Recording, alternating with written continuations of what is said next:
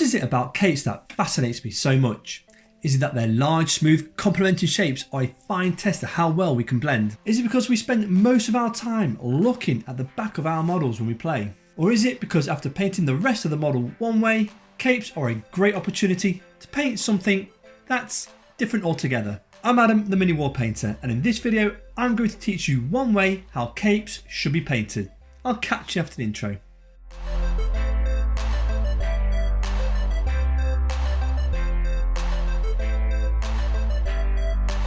In this video you're going to see 3 advanced painting techniques. The first one is you're going to see me thin down some paint to a consistency ideal for glazing your minis with the intentions to create some smooth, blended transitions. The second is going to be a texturing technique that's... gee, I don't really know what it's called. In fact, I don't even think it has a name for it. If that's the case, then maybe I should give it a name. Yeah, let it be said that this day, that Mini Wall Painter is going to show you a technique that he calls wisping. Ooh, sozzard. Can't call it wisping. That's pants. And did you just refer to yourself in the third person? But more on wisping later on. And the third technique I'll be using is glazing. Again. But using it to do something entirely different to just blending 2 tones together on a model. You'll see. I promise it'll be really interesting. You sure about that? I think if they weren't thinking about it already, they're definitely thinking about it now. Thinking what? There you go, twat. Before we get into this tutorial, you need to know that this video is part 2 to a video series reviewing some Green Stuff World products. Click the link at the top now to head straight over to part 1 if you've not seen it yet, where I did an unboxing review on their extra large wet palette, Silver Series paintbrush set and paintbrush case. You don't need to watch part 1 however in order to make sense of this painting tutorial, but it will shed a little more light on the final product review I'll be doing at the end of this video, where I'll share with you how I feel about the quality of their paintbrushes, the use of their large wet palette, and whether or not the paintbrush case was worth the buy. Now, enough time wasting, let's get on with some painting. So here it is everyone, the cape. I love painting capes, they're just so much fun. And the best thing about this one is that I've taken another step in my painting evolution by finding a way to add more colour in a way that makes sense in order to create more contrast. This was achieved here by adding in some of the green tones used to paint the armour, to add to the realism of light bouncing off the armour onto the cape, which can be explained through 5 stages. Stage 1, basing the cape. Stage 2, mapping out the transitions. Stage 3, blending all the transitions. Stage 4, creating texture. And stage 5, glazing in the effects of light bouncing around.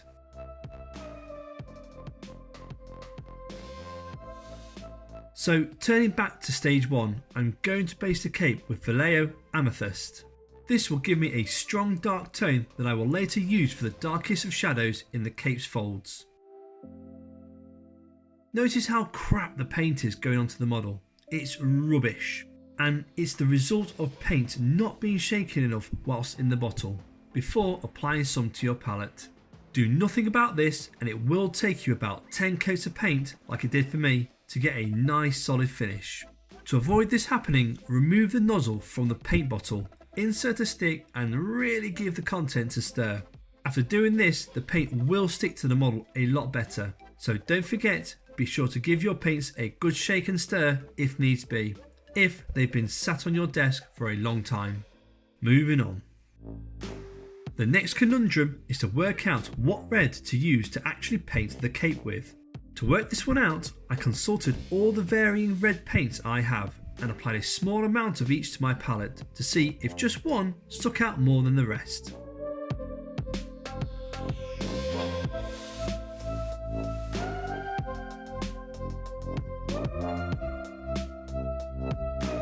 In the end, I went with Scale 75 Fuchsia. I've no idea if I pronounced that right, but that's the one I'm going with. I think I like it amongst the rest because of how soft it is and that it's not too in your face. The first thing I'm going to do with this is layer it straight onto the cape picking out where I'm going to want my highlights to develop. It goes without saying that this is going to be aimed at the top of the folds, leaving the amethyst to settle in the lower contours of the cape. Effectively, this is now the start to stage 2, as we now begin to map out our transitions across the cape before blending them all together.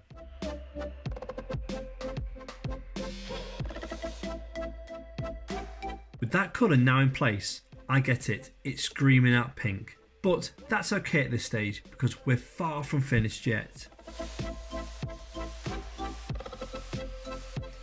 Next, we're going to start focusing on mixing these two paints together, starting with a 2:1 ratio and begin to bridge things together on the model. Now you may be asking, why 2:1? Why not start at a 1:1 mix? Well, if that's what you were thinking, you are in fact right for thinking so. It makes perfect sense to begin bridging two colours together by first meeting them in the middle, right? Well, actually no, not all the time. In this case, the fuchsia pigment is quite overpowering against the amethyst pigment, meaning we need more amethyst to fuchsia in order to find that mid-tone in between, if that makes sense. And all I'm doing at this stage is applying a thick-ish strip of it over where our two tones meet on the model. We'll say this is layering, and the mechanics behind this strategy is to create multiple grades of tones between this mid-tone we've applied and the pure amethyst and fuchsia either side, looking to achieve an obvious but smooth transition from the shadows to the highlights, if that makes sense. And with that said, we're now going to move on to a 1:1 mixture of them both, and this is going to be used to begin bridging that mid-tone we've just applied with the pure fuchsia highlights.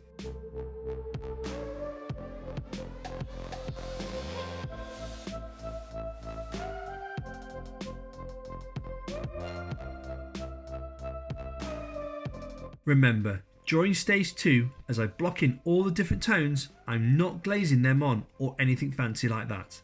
I'm simply slapping them on, but neatly of course. Neat is key. Throughout stage 2, I am always in control as to how thick or thin I apply these tones and to how wide an area I cover. We want solid, opaque layers. And with that done, you can see already from just layering tones on, we're getting a nice transition of colour. No fancy techniques needed, just well calculated paint mixing. Simples. Next is a 3:1 mix, leaning more towards amethyst. And we're going to use this just like the last step, only this time we're bridging that mid-tone with the dark, shadowy, pure amethyst we've left in the recesses.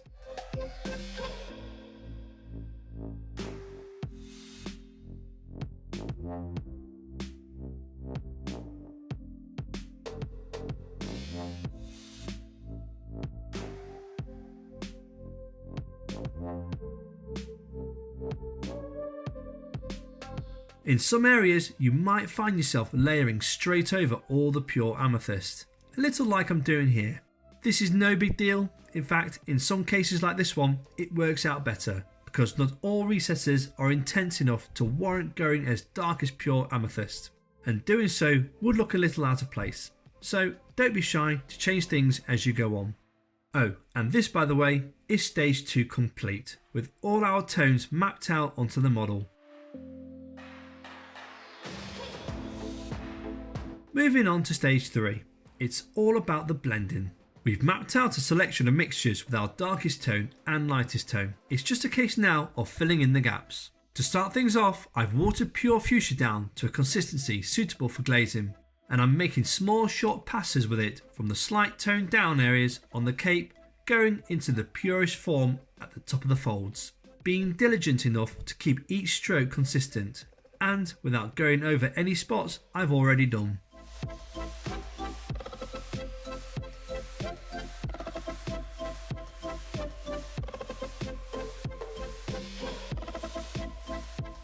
After every pass, I'll wait for the area to completely dry before making another, repeating the process until I'm satisfied with the blend. Get the consistency right, and between tones as close as these will seem blended after about 3 to 4 passes. Once I'm happy, I'll move down the tone spectrum on my palette, and with the same glazing consistency, repeat the process, brushing pigment from the darkest tone to the lightest. I'll focus my attention to one fold in the cape, glazing through all the tones before moving on to the next fold. It's a personal preference, but some of you may prefer to blend with one tone across the model before moving on to the next.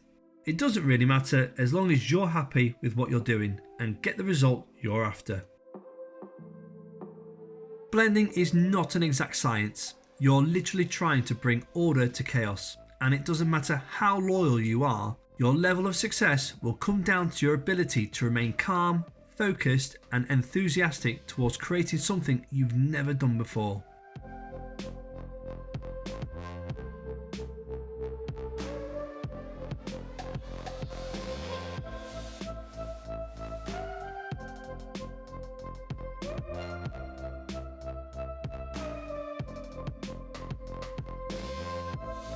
Here I'm going to show you in slow time the powers of glazing in order to get a smooth blend.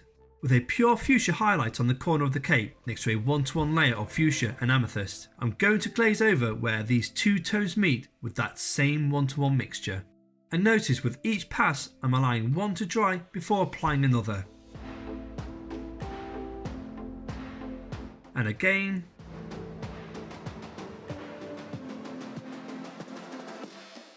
And again, you can gradually see that harsh line separating both tones fade away, until finally you can't tell where one tone ends and the other begins. Silky smooth. Moving on now, we commence stage 4, texture.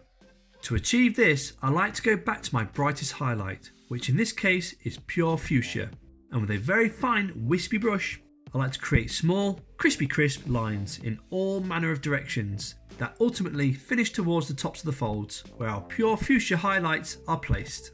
I feel this design gives a great subtle effect as each line of texture appears to fade away into those highlights, making each one seem as though it's well and truly part of the fabric and not just a load of mess just all over the cape for the sake of meh, if that makes sense.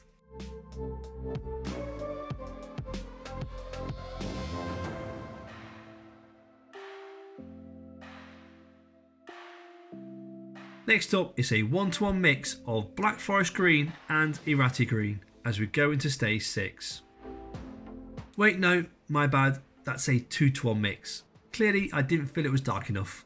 Now this was a ludicrous idea, and if you ask me, most would argue that nah, they're the best kind of ideas. But the plan here is to get more colour into the cape to make it look more fun and interesting. So I thought, why not splash in some of the green I've used for the armour to create a kind of light bouncing off the polished armour onto the cape effect.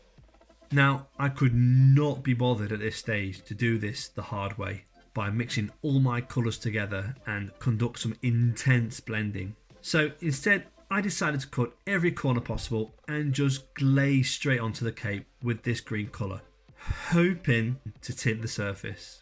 But how wrong I was, as instead the excessive amount of water just made the pigment blotchy and pull up in inconsistent spots, which was no good.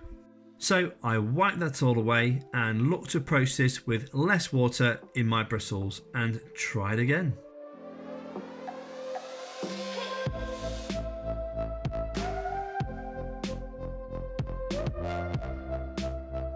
Sadly, things were still a little too watery, so I reverted back to how I've always created my glazing consistencies, as you can see here, which involves a little more pigment in the mix and gave it a third time lucky.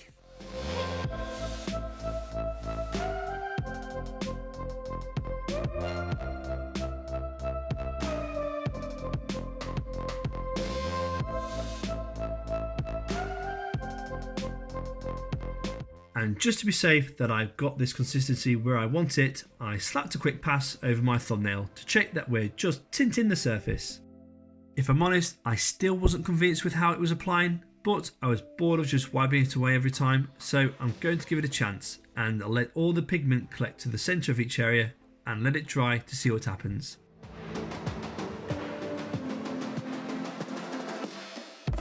If I felt the edges were a bit harsh, it was a simple fix of cleaning my brush and feathering away the edges to give them a more tapered, blended result like I do here. After the first pass dried, I was feeling a little convinced with things, so I gave some areas a second go, and lo and behold, I was left with this. Not the cleanest finish to creating this light bouncing effect, but it's definitely working here, and I love it. I feel this initiative to introducing more colour to an object is a huge step forward in our painting evolution. Just think of the possibilities to what we can do for a model's composition now, knowing that we're not just restricted to one hue per object, and that there is a way to throw in some cold blues, for example, against a warm gold non-metallic metal effect. That all said, should we pursue this idea, we will need to develop this in baby steps, as I can already sense that we can quite easily get carried away with colour and completely overwhelm the model. Food for thought.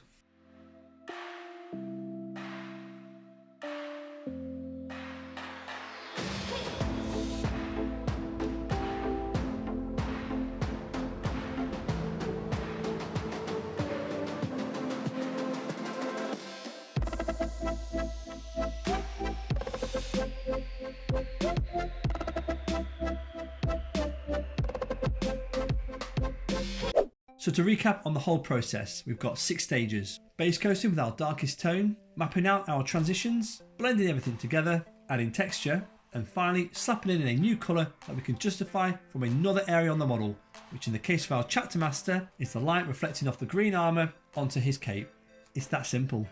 So where do we take things from here? Well, I have a pretty good feeling that for the next few projects that come my way, I'm definitely going to be trying to see how much colour I can throw onto a model to really push the boundaries of this concept in order to learn where that line is in the sand that separates a model that looks insane from a model that looks meh, not stupid. Thanks for watching everyone. I hope you found the video useful. If you'd like to chat about anything I've covered, please don't hesitate to get in touch. I'm here to help. Whoa, numbnuts. Aren't you forgetting something? Like what? I don't know. How about the review you said you were going to do on the stuff we got from Green Stuff World? Oh yeah.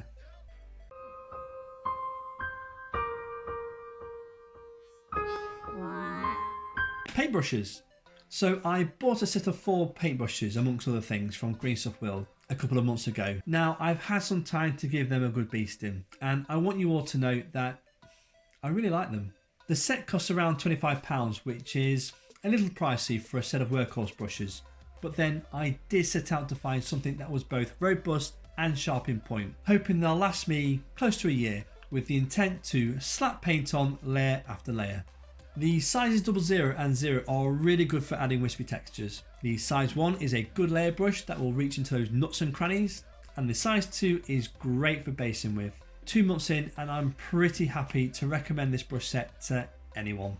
I also picked up their XL wet palette, which at first was a bit of a novelty in size, but I must admit, I love this wet palette so much. The sponges seem like a new level of quality entirely, and I love their white appearance. The sheer size of this palette screams out serious business. It's even a comfort to use with 2 people, so when Mrs. Mini Wall Painter helps out, we can whack on our head torches, share a palette together, and commence batch painting. If you take mini painting seriously, I'm telling you right now, GSW's XL wet palette is a good buy for only £19. And you get a pack of 50 sheets of their fancy parchment paper, as well as a pack of their 2 sanitised sponges. I think that's a pretty good value for money there, and I love the wet palette. Recommend it to all of you. Oh, and the case, can't complain. Thanks for watching everyone. I hope you found the video useful. If you'd like to chat about anything I've covered, please don't hesitate to get in touch. I'm here to help. If you'd like to support the channel, you can do so by joining me on Patreon, where you can gain access to a load more tutorials like this one. There's tons of content on there showing you how to paint those favourite effects such as OSL, non-metallic metals, textures, faces, the list goes on. I've even got a catalogue you can download for free that lists everything I've ever made, so you can have a flick through its pages to see if there's something you like the look of before you join. If you'd wish to keep tabs on future projects, I'm on Instagram at miniwar_painter. Links to everything I've just mentioned can be found in the video description down below. Thanks again for watching the video everyone. Don't be shy to mix those paints. Ta-ra!